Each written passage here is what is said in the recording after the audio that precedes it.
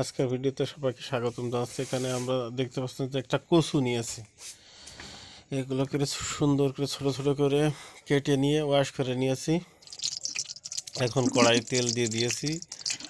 তেলের মধ্যে পেঁয়াজ, মরিচ, রসুনটা দিয়ে নিলাম। এগুলো সুন্দর মতো করে ভেজে নেব। এই কচুটাও আপনারা সুন্দর করে ভেজে নিতে পারেন।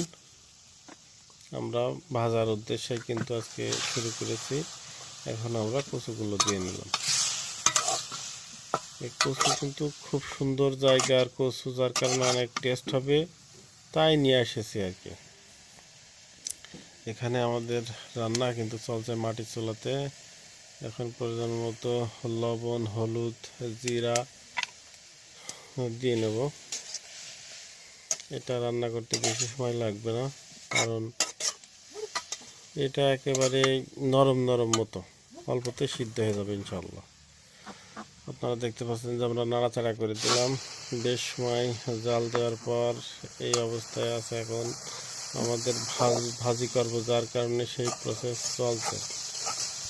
আপনারা চচ্চড়ি করতে পারেন, ভাজি করতে পারেন। আমাদের সাধারণ রান্না আমরা সাধারণভাবে করে থাকি। তলায় একটু লেগে লেগে যাচ্ছে, যার কারণে ঘন ঘন উল্টায় পাল্টায় দিচ্ছে। আমাদের রান্না শেষ হয়ে গিয়েছে, সুন্দর হবে আশা করছি। সকলকে ধন্যবাদ।